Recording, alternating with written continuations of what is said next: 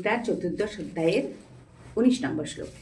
নন্নং গুণেভ্য কর্তারং যদাদিষ্টাহনুপশ্যতি গুণেভ্যশ্চ পরং বৃত্তি মদভাবং সহদিগচ্ছতি। বলছেন, যখন জ্ঞানী ব্যক্তি গুণ ব্যতীত অন্য কাহাকেও কর্তা দেখেন না এবং গুণসমূহের অতীত বস্তুকে অর্থাৎ তৎসাক্ষী স্বরূপ আত্মাকে জ্ঞাত হন, তখন তিনি আমার ভাব ব্রহ্মত্ব প্রাপ্ত হইয়া থাকেন।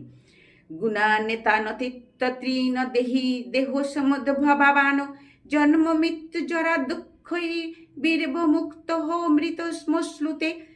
বলছেন, দেহি দেহ সমুদ্ভূত শতাব্দী এই জীবিত গুণ অতিক্রম করিতে পারিলে জন্ম মৃত্যু জরারূপ দুঃখ হইতে বিমুক্ত হইয়া পরমানন্দ প্রাপ্ত হন।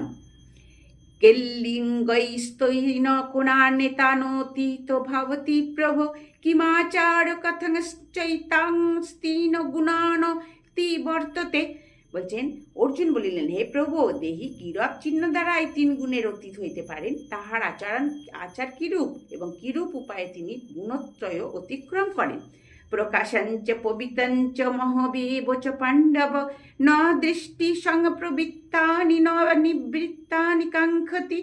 শ্রী ভগবান বলিলেন, হে পাণ্ডব, যিনি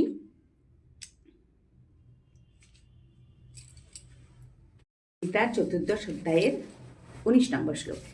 নন্নং গুণেভ্য কর্তারং যদাদিষ্টাহনুপশ্যতি গুণেভ্যশ্চ পরং বৃত্তি মদভাবং সহদিগচ্ছতি।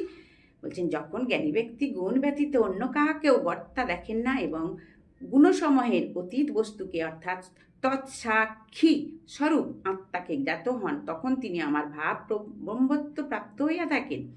গুণান্বিতানতীত্তত্রীণ দেহি দেহ সমুদ্ভবান জন্ম মৃত্যু জরা দুঃখই বীরব মুক্ত হো মৃত শ্মশ্লুতে।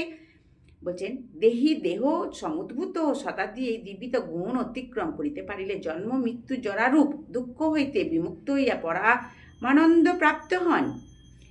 কেল্লিঙ্গৈস্তৈন গুণান্বিতানতীত ভবতি প্রভো কিমাচার কথংশ্চৈতাং স্তীন গুণান তি বর্ততে। বলছেন, অর্জুন বলিলেন, হে প্রভু, দেহি কিরূপ চিহ্ন দ্বারা এই 3 গুণের অতীত হইতে পারেন, তাহার আচার কিরূপ এবং কিরূপ উপায়ে তিনি গুণত্রয় অতিক্রম করেন। প্রকাশঞ্চ পবিতঞ্চ মহবেব চ পাণ্ডব ন দৃষ্টি সংপ্রবৃত্তানি ন নিবৃত্তানি কাঙ্ক্ষতি। শ্রী ভগবান বলিলেন, হে পাণ্ডব, যিনি